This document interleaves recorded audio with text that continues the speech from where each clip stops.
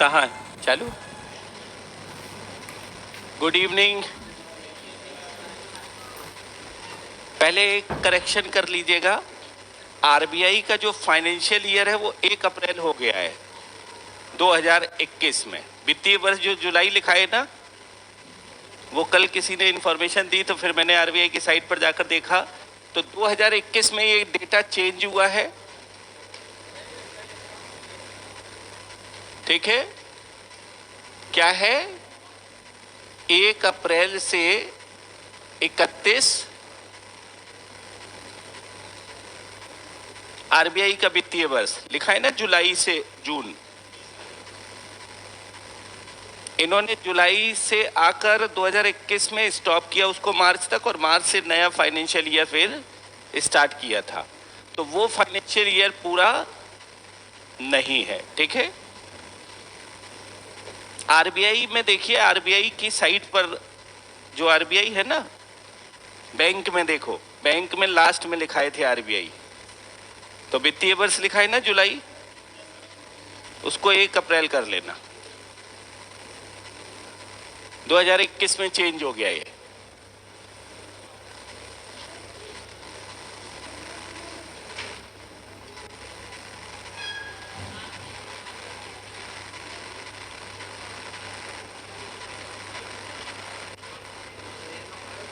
हाँ, 1 अप्रैल कर लीजिए। इसको भी लिखा रहिए, पुराना वित्तीय वर्ष ये है, नया लिख लीजिए 1 अप्रैल। ठीक है, ये पुराना हो गया डेटा। 5वीं पंचवर्षीय योजना तक समझा दिया था, गरीबी उन्मूलन तक। ठीक है, अब देखो, इंदिरा गांधी ने, मैंने बताया था आपको क्या, कि 1980 में फिर इंदिरा गांधी की सरकार आई थी, याद है? और जब इंदिरा गांधी की सरकार आई थी तो एक चीज याद रखना, ये गरीबी हटाओ का जो नारा था ये तो 80 में दिया गया था। ठीक है, ईयर के रूप में अगर देखा जाए, ये शब्द दिया गया था कब? 1980 में। और ये जो गरीबी उन्मूलन था 5वीं पंचवर्षीय योजना में, ठीक है, ये 1980 में ही गरीबी उन्मूलन को चेंज करके क्या किया गया था? गरीबी हटाओ। ठीक है, अर्थात अप्रोच पेपर में चेंज कराया था इंदिरा गांधी ने, और कहा था कि वो योजना का अप्रोच पेपर है उसमें चेंज करो और गरीबी हटाओ करो उसको। ठीक है, अब हुआ ये, मैं इसलिए कह रहा हूं यहां पर कि इंदिरा गांधी ने किया, हरियाणा पीसीएस में क्वेश्चन बनाया था, इसलिए मुझे ये बताना पड़ रहा है। और हरियाणा पीसीएस में क्वेश्चन बनाया था, तो अगर ये क्वेश्चंस बना था वहां पर क्या, कि गरीबी हटाओ का नारा किस पंचवर्षीय योजना में दिया गया? ठीक है, तो आंसर तो क्या है? यूपी वाले। लेकिन वहां पर जब ऑप्शन बनाए थे उन्होंने, तो 5वां ऑप्शन था ही नहीं, दूसरा था, तीसरा था, छठवां था, 7वां था। ठीक है, अगर 5वां ऑप्शन ना हो तो आप क्या लगाएंगे? क्योंकि ये शब्द जो है वो कब आया था? 80 में, और तभी इंदिरा गांधी ने इसको चेंज करने की बात कही थी और गरीबी हटाओ को लेकर आई थी। ठीक है, तो इसको आपको थोड़ा सा याद रखना। कितने रोलिंग प्लान आए थे? 2 रोलिंग प्लान भारत में रिप्रेजेंट हुए थे। ठीक है, 6 5 ईयर प्लान लिख लीजिएगा, 6वीं पंचवर्षीय योजना, 6वीं पंचवर्षीय योजना।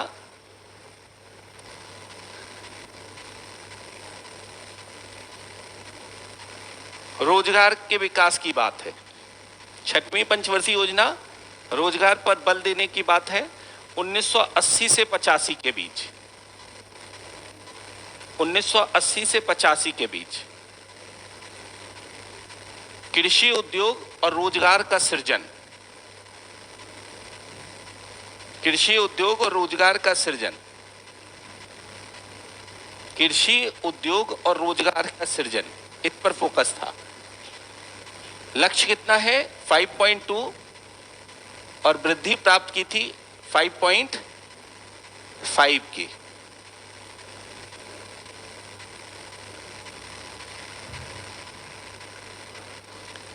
सातवीं पंचवर्षीय योजना,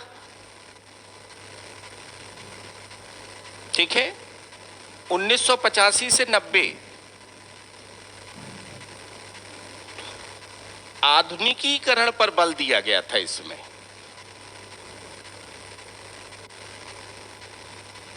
किस पर बल दिया गया था? आधुनिकीकरण पर बल दिया गया था।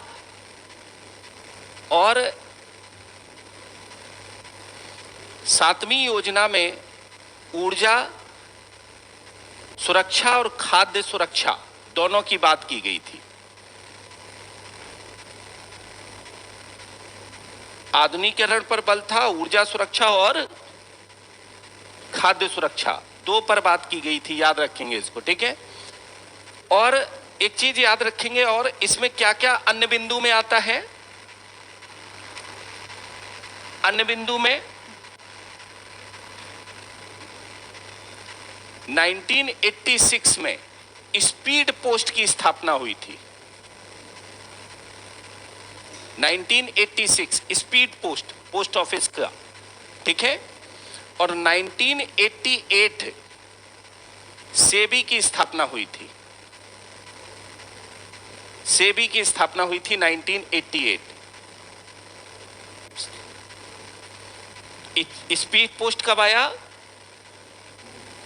और स्पीड पोस्ट रिप्रेजेंट हो रहा है, ठीक है।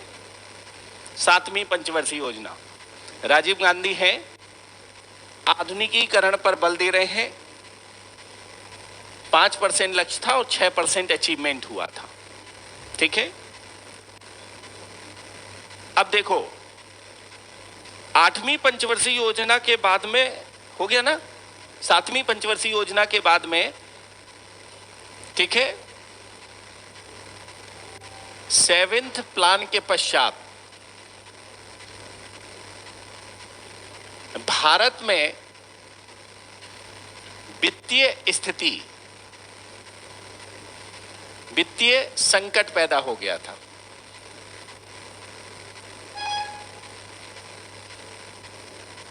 क्या पैदा हो गया था? फाइनेंशियल एक तरह से क्राइसिस पैदा हो गई थी। उसका कारण था,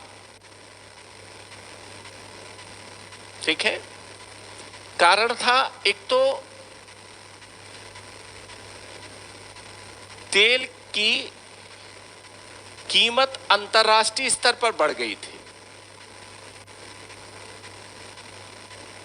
तेल की कीमत क्या हुई थी? अंतर्राष्ट्रीय स्तर पर बढ़ गई थी। एक तो ये हुआ था। दूसरा यहां जो था वो भुगतान संतुलन,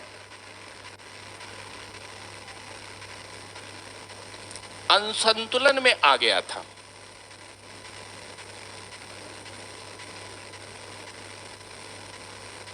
असंतुलन में था। और तीसरी कंडीशन यहां पर निकल कर आई थी, ठीक है, विदेशी मुद्रा भंडार। विदेशी मुद्रा भंडार निम्न स्तर पर पहुंच गया था।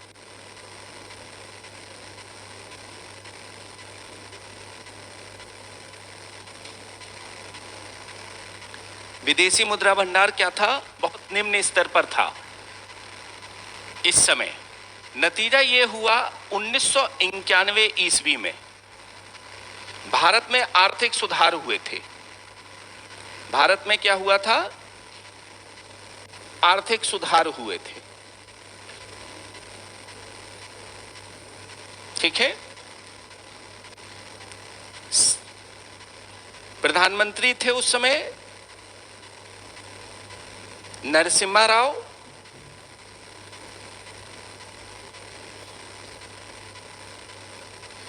और वित्त मंत्री उस समय हुआ करते थे मनमोहन सिंह।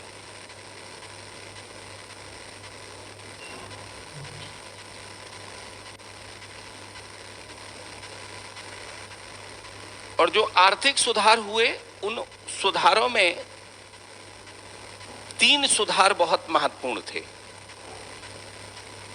ठीक है, एक तो उदारीकरण की नीति अपनाई थी, निजीकरण की नीति अपनाई और वैश्वीकरण की नीति अपनाई थी।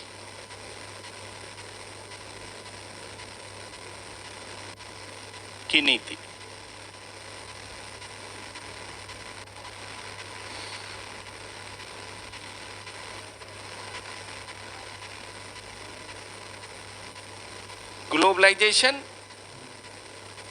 प्राइवेटाइजेशन और लिबरलाइजेशन।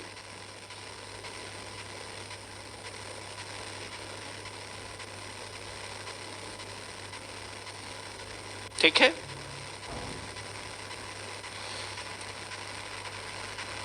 देखो हुआ ये कि दो देशों के बीच एक व्यापार जब किया जाता है, ठीक है, तो उस व्यापार की एंट्री एक अकाउंट में की जाती है, एक खाते में की जाती है। जैसे हमारा और चाइना का व्यापार हो रहा है तो लेन देन की एंट्री एक खाते में होगी, उस खाते का नाम कहा जाता है क्या? ठीक है, भुगतान का संतुलन। संतुलन क्यों? संतुलन इसलिए भुगतान का क्योंकि किसी के अकाउंट में ये डेबिट हो रहा होगा तो किसी के अकाउंट में ये क्रेडिट हो रहा होगा। लेन देन होगा तो किसी के अकाउंट में क्या होगा? डेबिट, और किसी के अकाउंट में क्रेडिट। तो डेबिट और क्रेडिट बराबर रहते हैं। चाइना के अकाउंट में अगर मैंने वहां से वस्तु मंगाई है तो उनके अकाउंट में क्रेडिट होगा पैसा, जितने की वस्तु मंगाई है। अगर 70 रुपए की वस्तु मंगाई चाइना से तो उनके अकाउंट में क्रेडिट और मेरे अकाउंट में 70 रुपए, तो क्रेडिट और डेबिट, इसलिए भुगतान संतुलन में। किसमें? संतुलन में। क्लियर हुआ? और यही संतुलन बिगड़ जाए, असंतुलन है। ठीक है, मतलब एक तरह से मुझे पैसा उनको ज्यादा देना है, हमने ज्यादा एक तरह से वहां से मंगा लिया है और ज्यादा मंगा लिया है, उन्होंने हमसे कम वस्तुएं मंगाई हैं। इस कारण से जो व्यापार में असंतुलन आ गया है वो एक तरह से देखने को मिल रहा है। क्लियर? तेल की अंतर्राष्ट्रीय स्तर पर कीमतें क्या हो रही थी? बढ़ गई थी। ठीक है, कैसे? नाम सुना होगा सद्दाम हुसैन साहब का।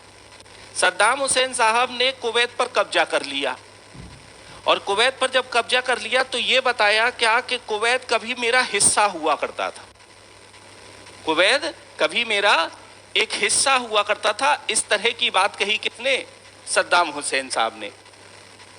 अब जैसे पाकिस्तान पर कब्जा करके हम लोग कहें क्या हिस्सा था कभी? कारण यह था कि कुवैत तेल का क्षेत्र था। उस समय सऊदी अरब सबसे बड़ा तेल का भंडार भी था और उत्पादक भी था। जैसे ही कुवैत का कब्जा हुआ, इराक क्या हुआ? सबसे बड़ा तेल का उत्पादक और भंडारण के रूप में निकल कर आ गया।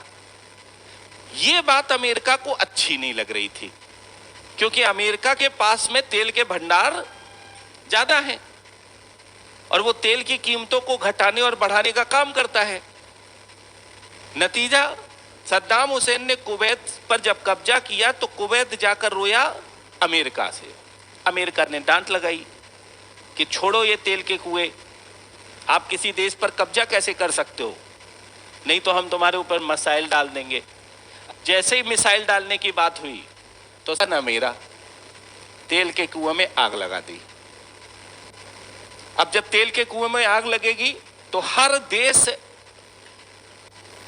अपना उत्पादन बंद कर देगा। क्यों बंद कर देगा? सद्दाम हुसैन चिढ़ गया है, हो सकता है एक मिसाइल टारगेट करके हमारे तेल के कुएं में मार दे। ठीक है, दूर तो नहीं लेकिन आसपास के तेल के जो क्षेत्र हैं वो तो डर ही जाएंगे, किस करवट बैठेगा। तो सबने तेल का उत्पादन बंद कर दिया। अब तेल का उत्पादन बंद हो गया तो तेल पर अंतर्राष्ट्रीय कीमतें क्या हुई? बढ़ गई। ठीक है, अब तेल खरीदने जा रहे थे तो उसके बदले में पहले डॉलर खरीदना पड़ेगा। अगर तेल खरीदना है तो पहले क्या खरीदना पड़ेगा? डॉलर या विदेशी मुद्रा जो उस देश में चल रही है। तो उसके सामने भारतीय रुपया कमजोर हो रहा था। अब भारतीय रुपया बहुत ज्यादा जब कमजोर होने लगा तो आरबीआई ने परमिशन दे दी कि भैया भारतीय रुपया जो है वो आप परचेज मत करो विदेशी मुद्रा को, हमारे पास जो अंदर रखी हुई है विदेशी मुद्रा भंडार में पैसा, वो हम निकाल के आपको खर्च करने के लिए दे रहे हैं। जस्ट लाइक ये सोचो, मान लेते हैं क्या कि किसी व्यक्ति ने हमारे यहां से कोई चीज मंगाई, XYZ कोई चीज हमारे यहां से मंगाई, टी शर्ट मंगाई। अब टी शर्ट का दाम भारत में है 240 रुपया। इसका मतलब है भारत के पास कितने डॉलर आएगा? $3 आएगा। ठीक है, ये डॉलर जो आएगा वो डॉलर अगर मान लेते हैं भारतीय इसको एक्सेप्ट कर लेता है तो वो किसको दे देगा? बैंक को। बैंक किसको दे देगी? आरबीआई को। आरबीआई कहां रखेगा? विदेशी मुद्रा भंडार में। विदेशी मुद्रा भंडार में। इस तरह से विदेशी मुद्रा भंडार में कई तरीके से पैसा भारत में आता रहता है। अब कई तरीके से पैसा आता रहता है तो ये आरबीआई का बटुआ है, पर्स है, जिसमें विदेशी मुद्रा रखी जाती है। अब विदेशी मुद्रा रखी जाती है तो अब मान लेते हैं कि कोई अमेरिका से चीज मंगा रहा है,